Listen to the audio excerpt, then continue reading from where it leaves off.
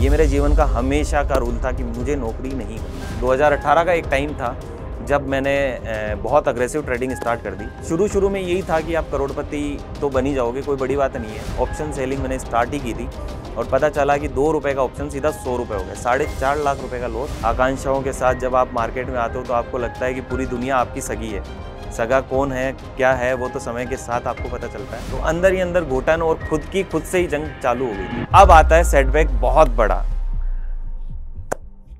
पानी P low.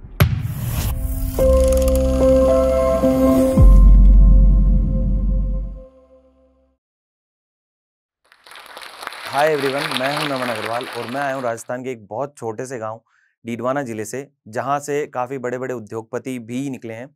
उन्होंने भी ना कि इंडिया बाकी पूरे वर्ल्ड के अंदर अपना नाम छोड़ा है। जैसे कि बांगड़ सीमेंट हो गए, तापड़िया ग्रुप ऑफ कंपनीज की सुप्रीम के मालिक हो गए। उसी धरती से चलकर मैं आया हूँ आज जोस्टॉक के मंच पर अपनी कहानी सुनाने। और मैं फाउंडर हूँ किरोशम ब्रांड का, जो वुमेन्स वियर में डील करता है, जो मैन्युफैक्चरिंग टू एंड एवरीथिंग सब कुछ खुद ही हैंडल करता है। हम लोग जब शुरुआत में 2008 तक 2010 तक हमारी एड तो ट्रेंड थी, तब हम लोग हल्दी मिर्ची धनिया की घर पे पैकिंग करते थे। मेरे मम्मी, मेरे पापा, मेरे दादा, मैं और मेरे स्टाफ्स वगैरह भी थे। हम लोग एवरी डे उसको पैकिंग वगैरह कर के नेक्स्ट डे उसको सेल करते थे दुकान पे और से। तो वहीं से ये जर्नी शुरुआत होती है मेरी। 2011 के अंदर जब मैं 10th पास होके स्टार्ट की, साइंस मैथ्स मैंने ली कि मैं बीटेक करूंगा और मैं इंजीनियर बन के कुछ ना कुछ खुद का बहुत बड़ा बिजनेस करूंगा। इतना बड़ा इन्वेस्टमेंट था नहीं कि बीटेक किया जाए, 5-7 लाख रुपए लगाए जाए और सब कुछ किया जाए। इतनी फाइनेंशियल कंडीशन इतनी ज़्यादा स्ट्रांग भी नहीं थी। तो 2011 एंड होते होते सब कुछ कंप्लीट होने के बाद मैंने स्विच कर दिया फ्रॉम साइंस टू कॉमर्स। 2012 में 12th पास आउट होने के बाद जब सीपीटी की, सीपीटी में पास आउट हुए, आईपीसीसी में एंटर हुए। आईपीसीसी की फीस को मैंने कभी कोचिंग ली नहीं आईपीसीसी की। उसी टाइम मैंने एक टर्म सुनी, ट्रेडिंग, शेयर मार्केट, जहां आप ओवरनाइट एक बहुत बड़े करोड़पति बन सकते हो। शुरू में यही था कि आप करोड़पति तो बन ही जाओगे, कोई बड़ी बात नहीं है। चंद महीनों चंद सालों में भी आप ये सारा बिजनेस वगैरह सब कुछ कर ही सकते हो। तो वहीं से मैंने शुरुआत की है इन सब जर्नी की। आईपीसीसी के अंदर फेल हो गए तो जो फीस मुझे आईपीसीसी की मिली थी वो मैंने शेर खान के ब्रोकर में डिपॉजिट कर दी। और उस टाइम आपको पता है कि ब्रोकर बेस्ड दुनिया थी, तो कहीं ना कहीं ब्रोकर जो आपको सिखाता है वही आपको करना पड़ता है। ब्रोकर्स आपको इस तरह के स्टॉक मार्केट को इंट्रोड्यूस करते हैं कि आपको डायरेक्टली जंप करना एफ एंड ओ में। आपको इक्विटी, आपको एसआईपी, स्मॉल स्टेप्स वगैरह तो कभी लेने ही नहीं थे और मैंने लिए भी नहीं कभी। ये बहुत बड़ा एडवांटेज समझ लो, डिसएडवांटेज समझ लो कि जैसे ही एंटर किया 2 दिन, 3 दिन, 4 दिन समझने में लगे, यूट्यूब भी देखी और भी किया और 20,000 रुपये कुछ ही दिनों के अंदर जीरो। तो अभी स्टार्ट होता है कि अब आगे क्या करें। 20,000 रुपये आपने बर्न आउट कर दिए, अभी आपके पास कोई फंड्स नहीं है, कुछ और नहीं है। फिर मैंने एक टर्म्स थी उसी टाइम, इंडिया का बजट एक इवेंट आता है, बहुत बड़ा इवेंट होता है वो इंडियन स्टॉक मार्केट के लिए। तो वहाँ एक टर्म्स थी कि आप दोनों साइड बाई और सेल कर दो, तो कहीं ना कहीं सीई भी बाई कर लो, पी भी बाई कर लो। अब ये मैंने लोगों से सुना ही था कि 5 मल्टीपल्स हो जाएंगे आपके पैसे, और कुछ ऐसा ही हुआ। 5,000 रुपये मैंने मेरे दोस्त से उधार लिए और मैंने उसको डिपॉजिट किया। आप बिलीव नहीं करोगे, 5,000 रुपये से सीई भी बाई कर ली और पी भी बाई कर ली। जब सी और पी दोनों बाई किया तो पता चला कि जैसे ही इवेंट्स हुआ, विद इन सेकेंड्स मेरा 5,000 रुपये 40,000 रुपये में कन्वर्ट हो गया। 35,000 रुपीज का प्रॉफिट, मतलब 20,000 के लॉस तो मुझे दिख ही नहीं रहे हैं कहीं भी। 40,000 रुपये का प्रॉफिट्स आप लेके क्लोज कर रहे हो सब कुछ। आपके ब्रोकर आपको बेतहाशा मोटिवेट कर रहे हैं कि कहीं ना कहीं इसके अंदर ओशन ऑफ अपॉर्चुनिटीज है कि आप रातों रात इतना पैसा कमा लोगे कि जीवन में कभी कोई कमा ही नहीं सकता। 2015, 2016 मैंने इन्हीं सब चीज़ों के अंदर ट्रेडिंग सीखने में, करने में 1,000-2,000 लगाना करना, 40,000 का फंड था तो उसको वेस्ट भी, वो भी तो डुबाना था, अभी बाकी थी सारी जर्नी। तो शुरुआत फिर स्टार्ट किया फंडो, धीरे धीरे धीरे धीरे 1,000 रुपए के, क्योंकि बढ़िया हूँ, मारवाड़ी फैमिली से बिलोंग करता हूँ, तो 40,000 ऐसे तो हाथ से जाने से रहा। 20,000 रुपये निकाल लिए, 5,000 जो दोस्त से लिए वो भी दे दिए। अभी जर्नी आती है 15,000 रुपये अभी भी मेरे पास पड़े हैं। तो 15,000 रुपये को कहीं ना कहीं क्या करना है, अभी 15,000 से 15 करोड़ बनाने की जर्नी भी लोगों के मन में होती है, मेरे भी मन में थी स्टार्टिंग में। 15,000 रुपये को 1,000 रुपये करके इन्वेस्ट किया, क्योंकि देखा हुआ था कि 20,000 चले गए एक रात में, इवेंट्स में ही कमा सकते हैं, तो इवेंट्स डेली तो आते नहीं है। तो वहीं से शुरुआत थी कि चलो ट्राई करते हैं। 2014, 2015, 2016 ये कॉलेज टाइमिंग था मेरा, जहाँ बीकॉम्स वगैरह कंप्लीट हो रही थी मेरी। तो उसी दरमियान इतना ज़्यादा ट्रेडिंग पे फोकस नहीं करके मैं कॉलेज लाइफ में दुकान वगैरह जाने आना सब कुछ टाइम वेस्ट करना चालू हो गया। इतना सीरियस नहीं था अपनी लाइफ को लेके। 2016 के एंड आते-आते मुझे ये था कि अब कॉलेज भी कंप्लीट हो रहा है, सब कुछ कंप्लीट हो रहा है, तो कहीं न कहीं तो जाना है, कुछ ना कुछ तो करियर में करना है और बहुत बड़ा करना है, ये मुझे था ही। तो स्टार्ट कर दी ट्रेडिंग की जर्नी। अभी ट्रेडिंग में स्टार्ट की, कैंडल स्टिक्स क्या होते हैं, चार्ट पैटर्न्स क्या होते हैं और कैसे इवेंट्स इमोशनल मूव्स डालते हैं, क्या होता है, एस्ट्रोलॉजिकल ट्रेडिंग क्या होती है। मतलब ईच एंड एवरीथिंग सीखने के बाद पता चला कि चलो करते हैं। अब तो अपन मास्टर हो ही चुके हैं इन सभी चीज़ों के अंदर। तो हमने स्टार्ट कर दिया इसी जर्नी को।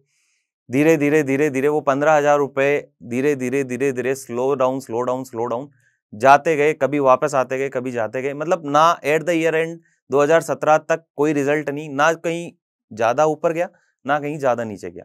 2018 के अंदर मुझे काफ़ी कुछ पता चल गया कि चार्ट पैटर्न्स ऐसे वर्क करते हैं, कैंडल स्टिक्स ऐसे वर्क करती है, लाइफ ऐसे वर्क करती है।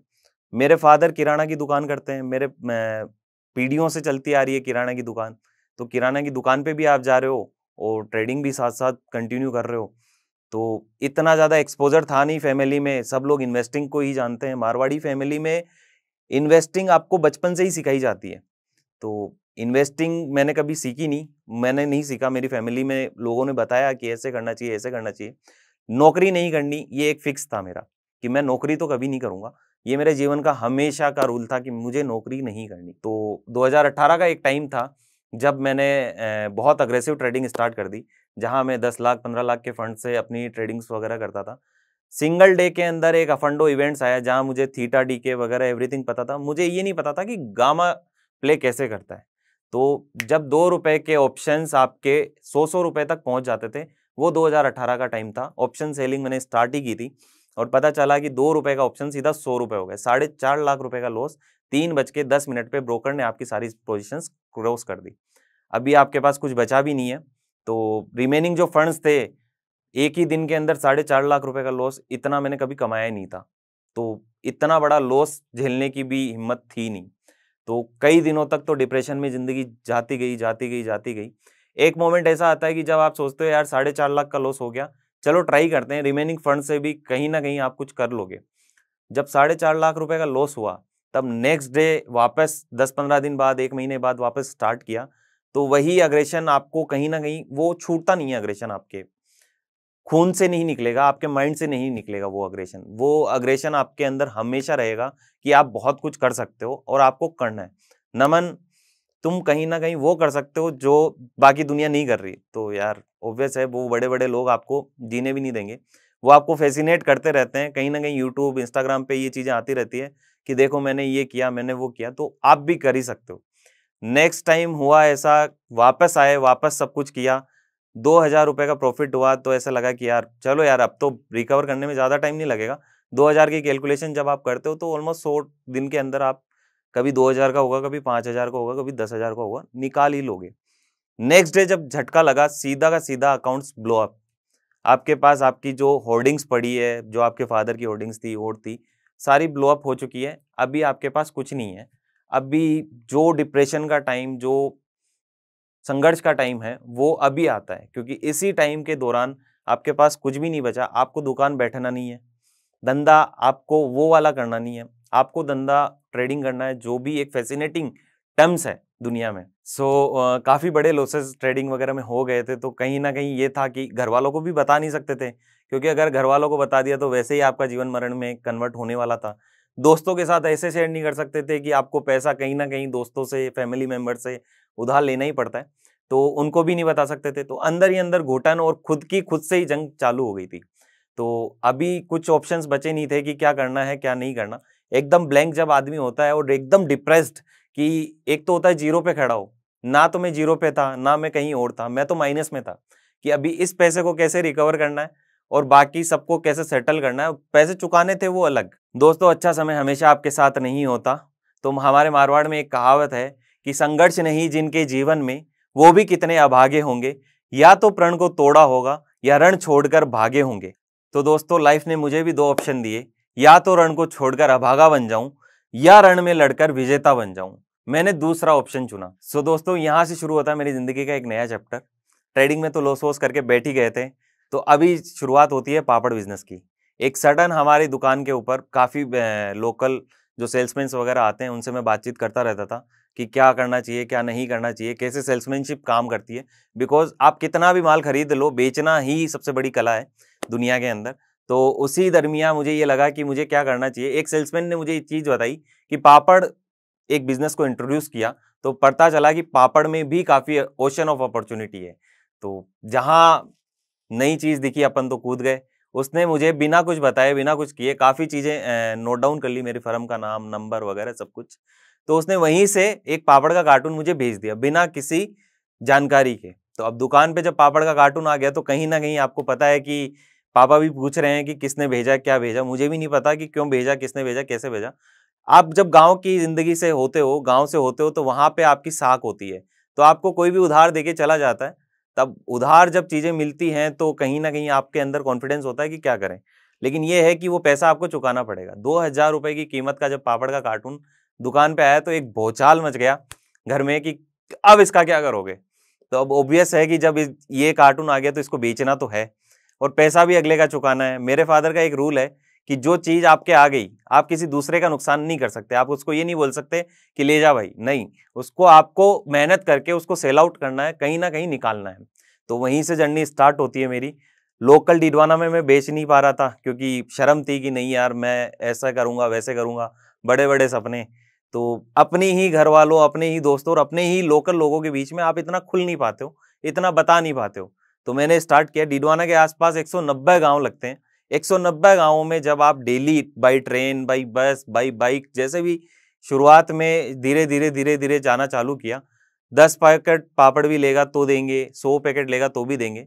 लेकिन उसी दरमियान मुझे एक चीज़ इंट्रोड्यूस की कि कहीं न कहीं दुकानदार एक ही चीज़ बोलते थे, "चलो कोई बात नहीं, तुम पापड़ लाए हो रख दो, बिकेगा तो पैसे देंगे।"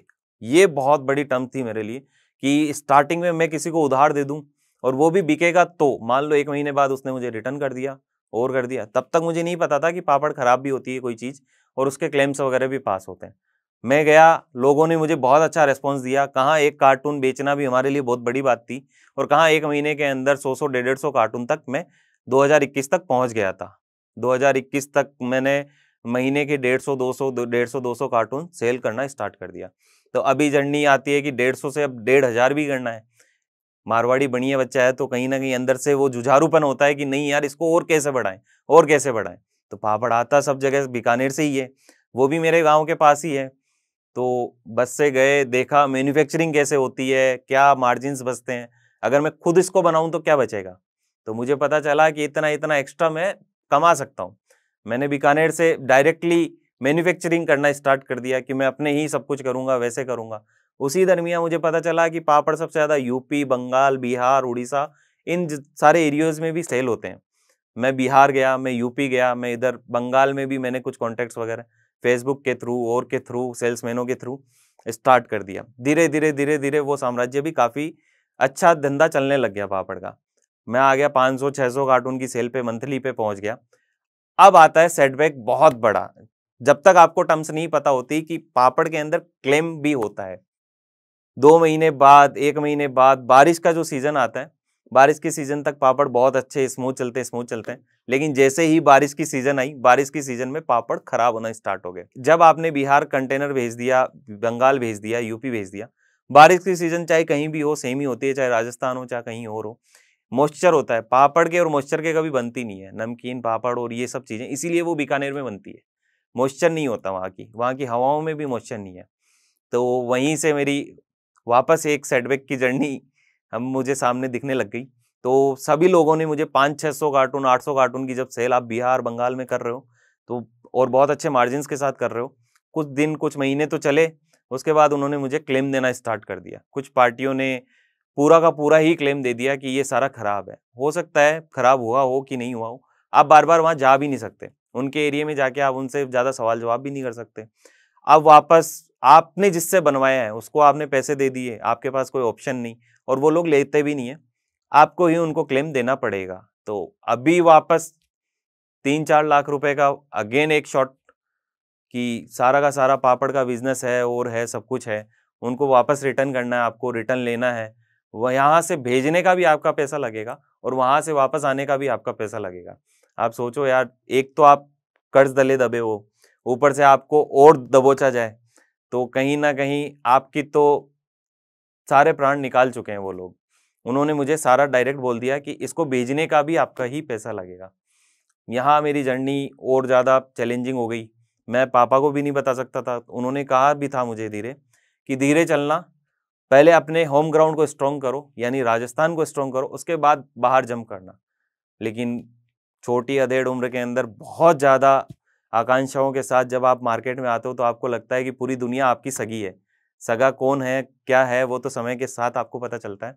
तो हुआ भी कुछ ऐसा ही, वो कार्टून्स आए, उसके अंदर वापस लॉस लगा। अब आपके पास कोई ऑप्शन नहीं है कि अब आप क्या करो। तो इसी तरीके से ज़िंदगी ने मुझे 2 सेटबैक्स दिए, पहला ट्रेडिंग, दूसरा पापड़। अब जो लॉस हुआ है उसको चुकाना तो पड़ेगा। तो पापड़ कहीं न कहीं मैंने मैन्युफैक्चरिंग शट डाउन की और कहीं न कहीं मैं किसी दूसरे से लेता और आगे बेचना स्टार्ट किया। वो कमीशन वगैरह उसी से मैंने सारा लॉस वगैरह कंप्लीट किया और सबको पैसे चुकाए। तो जैसे-जैसे पैसे चुकाने के बाद अब जीवन ने एक बहुत बड़ी परेशानी मेरे सामने लाके खड़ी कर दी थी। वो थी मेरे पापा की बीमारी, डायबिटीज़ की बीमारी। डायबिटीज़ की वज़ह से मेरे पापा के एक घाव हो गया था, तो घाव डायबिटीज़ की वज़ह से बढ़ता नहीं है और डॉक्टर्स ने बोला कि उनकी 90% इनके सर्वाइवल के चांस नहीं है। तो आपको पता है कि आपके जीवन में आपके गाइडर, आपके मेंटर और सब कुछ कोई भी होगा, लेकिन आपके फादर से बड़ा मेंटर और गाइडर कोई नहीं हो सकता। आपका सपोर्टर आपके फादर ही होते हैं। उसी दरमियान मैंने ये चीज़ सीखी कि यार फादर हैं तो ही सब कुछ है, उसके बिना कुछ भी नहीं है।